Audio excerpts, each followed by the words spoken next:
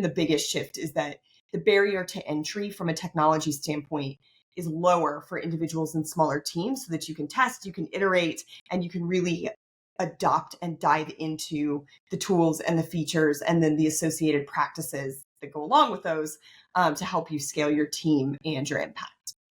I don't think of AI as replacing marketers. I think of AI as augmenting marketers. If you do want to position yourself as a thought leader, both as a brand or as a leader or an individual, you have to be doing original stuff. So give all of the mundane work to AI, but don't delegate everything to AI.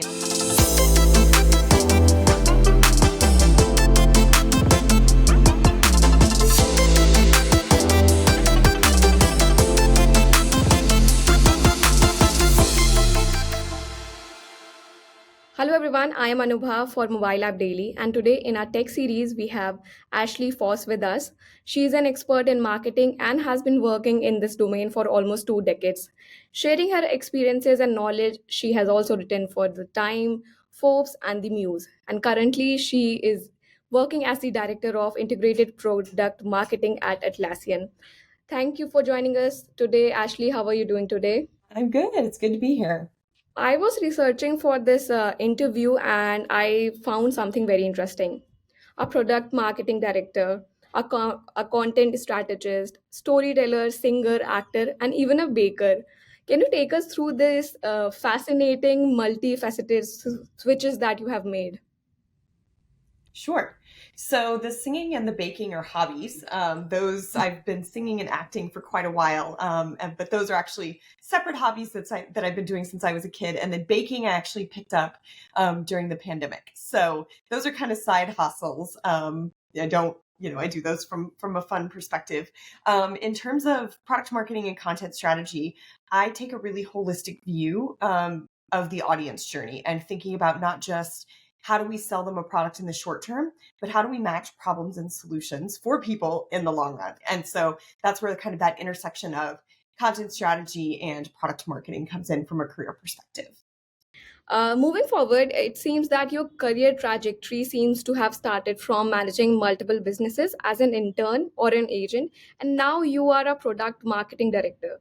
Tell us a little bit about this journey and your role at Atlassian. Sure. So I'm probably one of the few marketers who actually majored in marketing in college and then has had a career in marketing ever since I started. So I actually graduated in 2008, which was a pretty big recession in the world. And so I didn't get the fancy job with the fancy title right out of school. And so I worked actually for a startup that was doing solar panels.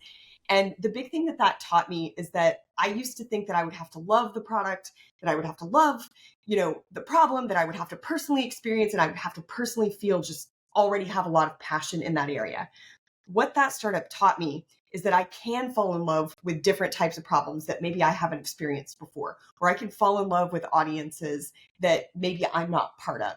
And so that really put me on the trajectory to say, what do I want to do as a marketer? Not necessarily so tunnel vision on a specific industry or a specific company. So I was fortunate to get to work in aviation. I got to work for a communication design and training firm, which was Duarte. Then I pivoted into tech, where I worked at 2 security startups prior to coming to Atlassian. So my role at Atlassian has grown a ton over the almost 6 years that I've been here. And so I've been really fortunate to work across a number of different teams and products. And so started in corporate comms and brand communications from a content strategy and distribution standpoint. And then there was an opening in our Agile and DevOps team on the product marketing side. And so joined that team to really help connect the dots across the audience journey. So again, I think that through line of taking a holistic approach to the audience journey, being able to connect those dots, thinking in an integrated way, and helping to connect different skill sets. So I've managed teams with a lot of different skill sets as well. And again, that sense of how do all of these things fit together?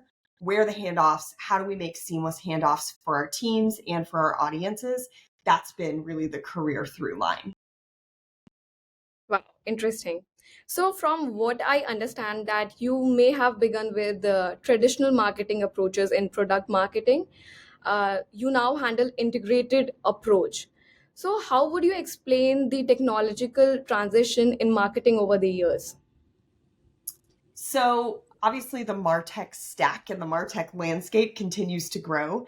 I actually think the biggest shift has been that the barrier to entry is lower for individuals and for smaller teams. So in the past, you had to do something like get an entire Salesforce instance or an entire Marketo instance, or working with the entire Adobe suite if you wanted to do creative work. And that's Yeah. really hard. Like, that's a big lift. It's a big expense. There's a lot of skills ramp up. There's a lot of potential for sprawl across that stack. And that sounds a little like techie. I deal with that in my day job with our technical audiences, but it's true for marketers as well. If I have to learn every suite and it's this really high barrier to entry, that's going to be really hard for smaller teams to be able to adopt, test, and scale. So I actually think newcomers to the market from a design perspective like Canva and Figma have really democratized design. I think that there's a lot of offerings that are tiered now from people like HubSpot and some of the smaller CRM, blog, landing page, email providers, where they're giving you that option to start small and then start to grow. So I think that's been the biggest shift, is that the barrier to entry from a technology standpoint is lower for individuals in smaller teams, so that you can test, you can iterate, and you can really adopt and dive into the tools and the features and then the associated practices that go along with those to help you scale your team and your impact. So I have gone through your interviews in the past, and I have noticed one thing, that you really like Canva as a tool. So do you have some similar tools that you like to use in your marketing journey?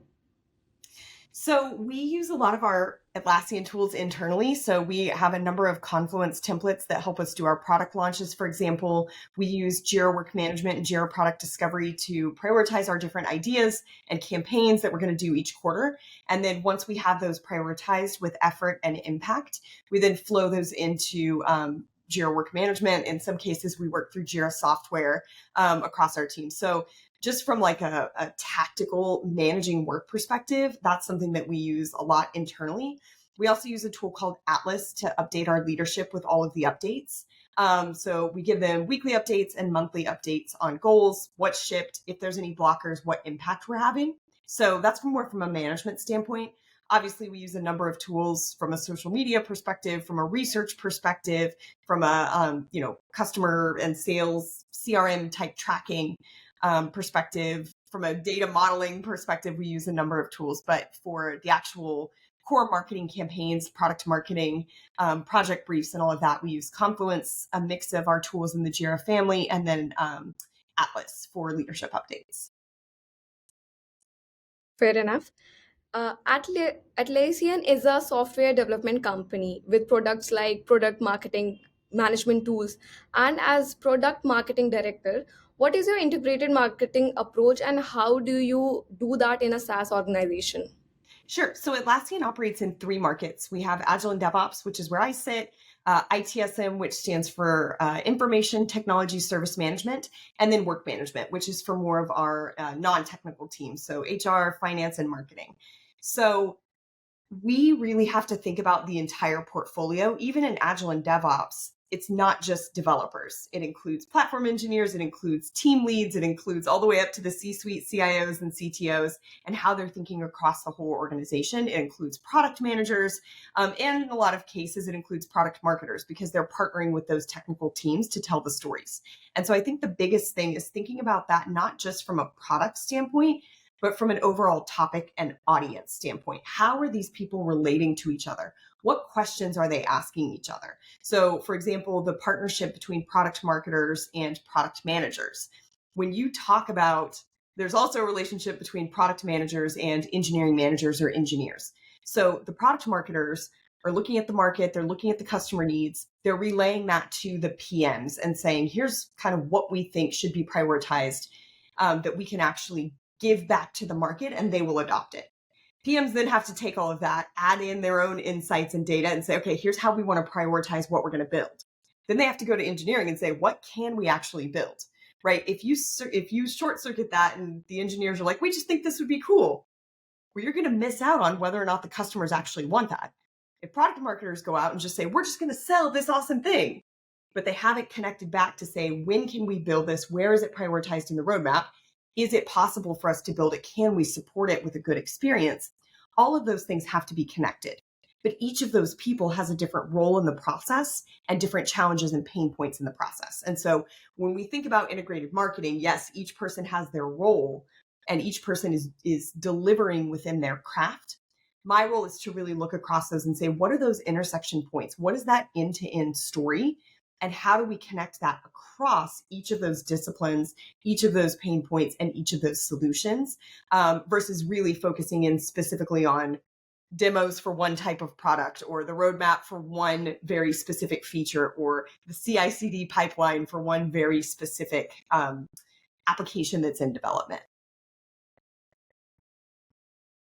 So, as we all are talking about AI technologies and ChatGPT, and in one of your LinkedIn posts, I saw that you also spoke about it. You were discussing the same thing.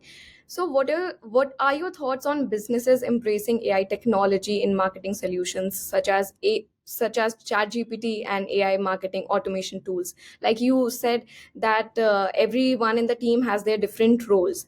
So, can you shed lights on, can these AI tools replace some of human marketers? I don't think of AI as replacing marketers. I think of AI as augmenting marketers. So, for example, I think there are some great use cases around repurposing content.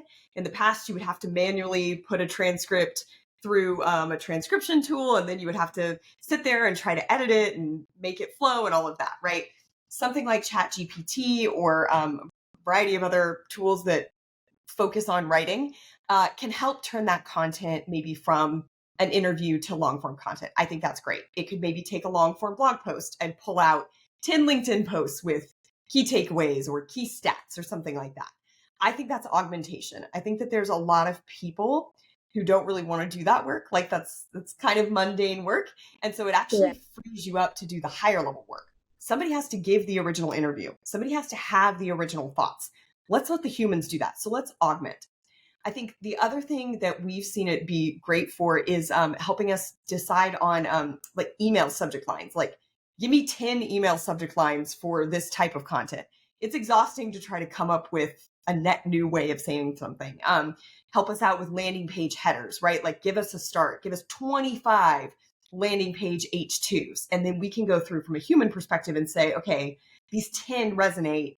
We're going to riff on those to come up with the 3 or the 5 that actually end up on the landing page. So I think they're great thought starters. I think they can be really awesome first drafters if you give it an original input.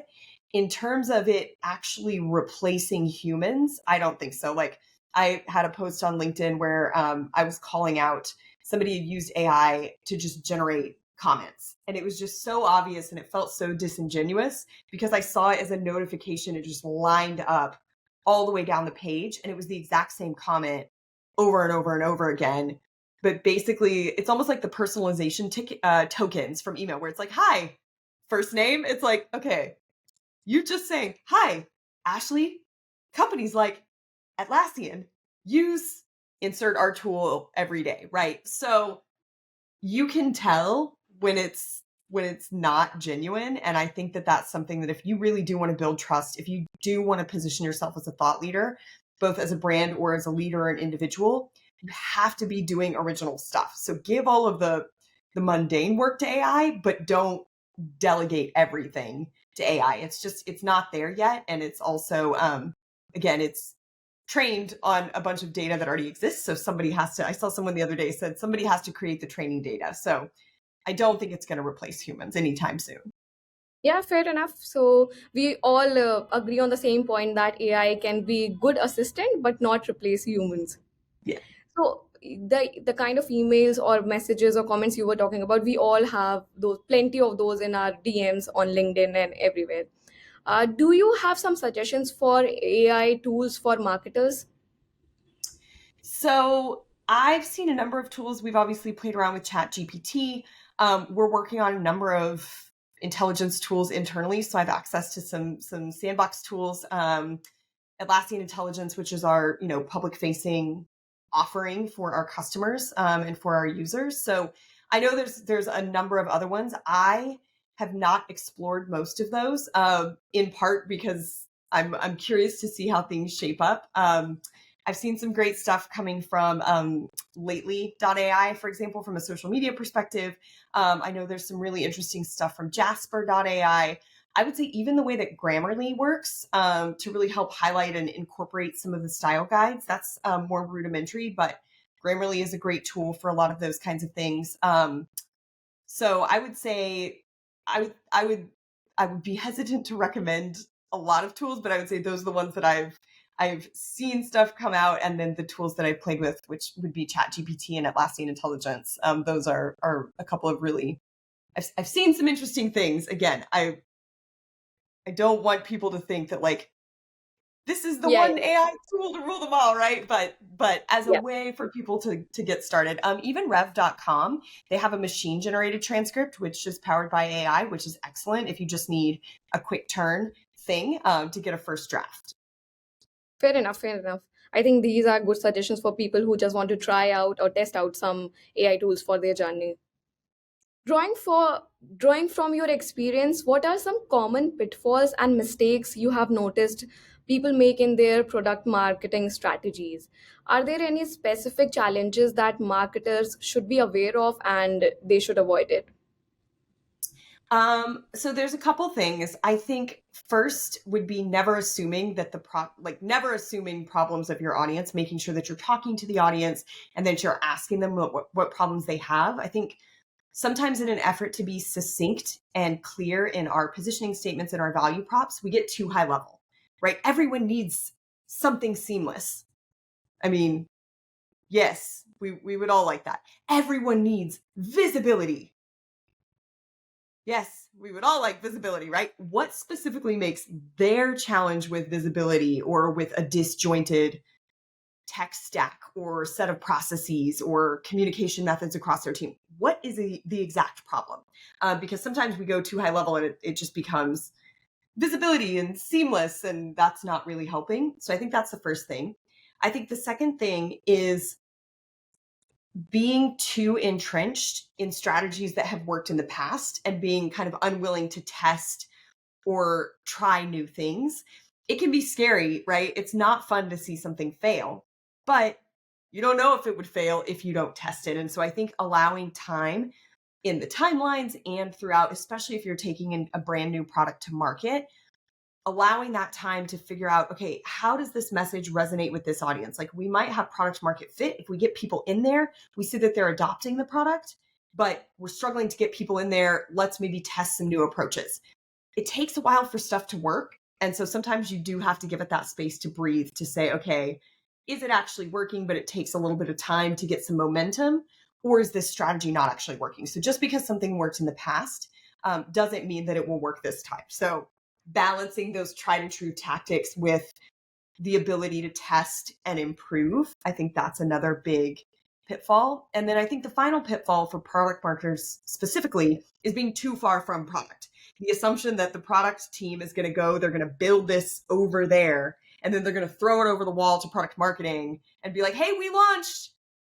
Tell people. It's like, what? No. So product marketers should be very closely tied with PMs so that they can help influence that strategy. They can help share competitive insights, share market insights, share customer insights to really shape what that product is. And then to also shape that experience that goes out to market. So it doesn't just get flipped on one day and nobody knows. And all of a sudden it's like, oh gosh, we're trying to tell people that we launched this thing. So I would say those are the three key things is one, don't assume the problem set and don't water it down. Be very, very clear about those problems. Two, the balance of tried and true strategies with testing. And then three, ending up too far away from product such that it's just this throw it over the wall from a launch perspective. Definitely. I think all the marketers would agree on this with you. We all know that social media platforms are a big part of marketing, but social media platforms are often associated with B2C marketing or consumer product marketing. In the context of B2B software development, how do you effectively leverage social media as a marketing channel? So I think there's two key things in this. One is making sure that you have your subject matter experts and executives and leaders in that space active on social media. It cannot just be about the brand. We've seen a lot of success with this when we've had our product managers or our engineers, even our product marketers. People will ask questions, tag the brand on social media, and it's like a fairly technical question, or it's giving product feedback. And so having an actual human engage with them and say, hey, I'm the product manager on this product. I would love to book time to talk about this. Or, hey, I am, an engineer on this. Here's how to troubleshoot this bug, is a lot more powerful than just, again, that generic, like, hello, thank you for asking Atlassian a question. It's like, no, we need to dig in and get human about it. So I think that's the first thing, is making sure that you're empowering your people and not just saying, here's assets to copy and paste. It's really educating them about how the different platforms work, helping them find their own voice, giving them some guardrails so they know what they can confidently post, right? For these people, they're not necessarily fluent in this skill set. And so empowering them, it's not just copy and paste this and become a corporate shill. So that's the first thing. The second thing is understanding that each brand or sub-brand within the portfolio is going to have a different audience and a different voice and a different style of engagement. So again, you can't just plaster the same thing across all of the brand and product handles across Twitter and LinkedIn and Facebook and Snapchat and Instagram, right? Each platform has its own quirks, and not every platform is right for every handle within a brand portfolio. And I think that's something a lot of people think, that in an effort to have brand consistency, or in an effort to be a recognizable brand, they become very stale because it's just stamped out across the platforms. And there's nothing unique or memorable that really grabs you to build a relationship with that specific audience. And so I would say just having that flexibility and that humanity across the different handles, according to what the different platforms require. Again, there's some spoken rules and unspoken rules on each platform. And so really making sure that you are adapting to what the platform and the audience require, not trying to force a very specific set of brand guidelines, like a brand book, onto the audience or the platforms. Fair enough. As you said that all the social media platforms are not for every business. So similarly, can you give 3 quick tips for social media marketers? Sure. I think the first tip is to start with one platform where you know your audience is spending time before you start expanding to all the platforms. If you spread yourself too thin, it's going to be hard to create quality content. It's going to be hard to understand what works, and it's going to be hard to engage with your audience. The second thing would be don't just focus on sharing, focus on engaging and having conversations. So usually there's a focus, especially from a B2B perspective, to broadcast. We have to post 20 times a day. We have to tweet 10 times a day. Are you actually responding to comments? Are you actually amplifying your audience's content? If there are other subject matter experts or influencers in the industry, are you amplifying and engaging with their content, or are you only focused on posting your own stuff? So that's the second thing.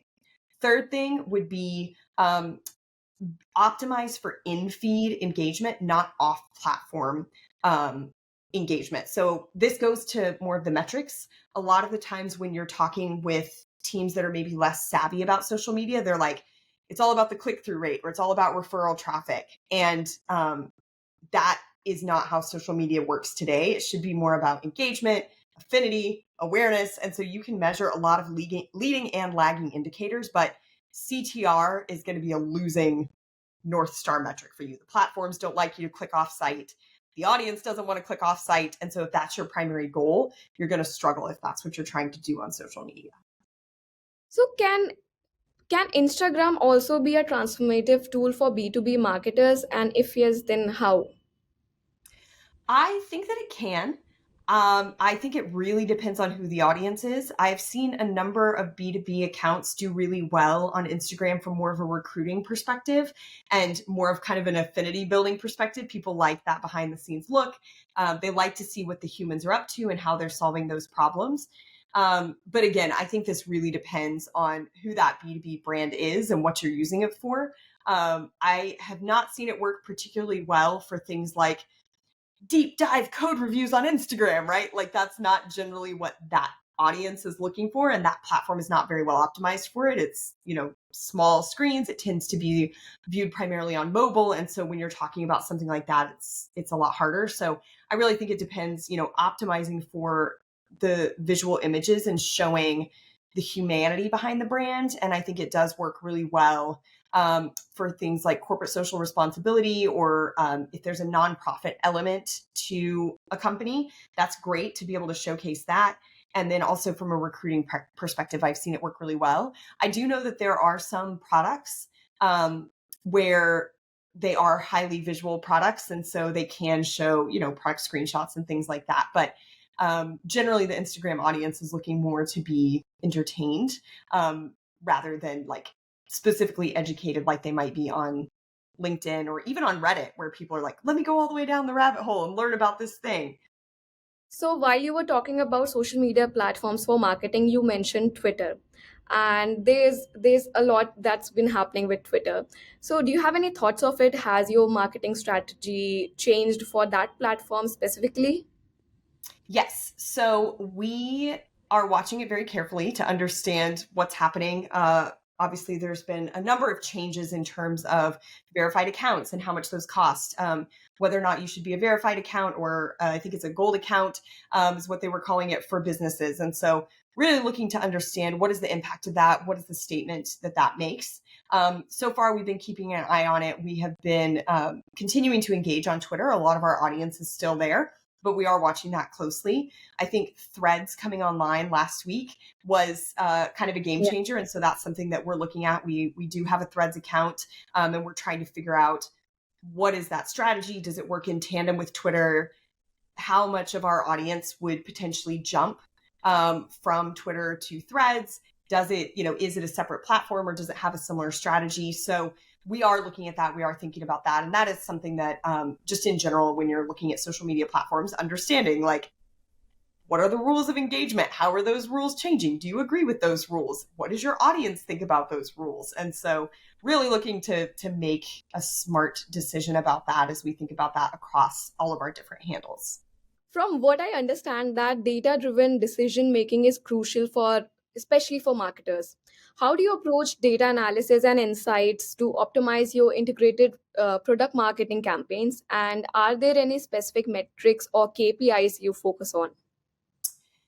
There are a lot of metrics and KPIs. It kind of depends on what the campaign is, what the strategy is. One thing I'll clarify is that I think we actually try to take a data informed approach. We don't try to just say, oh, the numbers went down, like completely change strategy, right?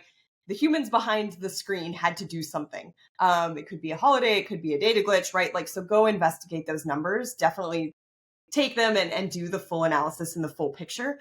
Is there seasonality, for example, in the trends? Sometimes we see things where it's like, it dropped month over month, everything's on fire. And it's like, was it December? Is the whole world taking the holiday? Like, do we see a drop in December every year? Yes. Okay. Was the drop bigger or not as big as last year, as an example? If we see something like that in organic entrances, right, from a top of funnel perspective, every year we see a drop from November to December, and then it comes back up in January.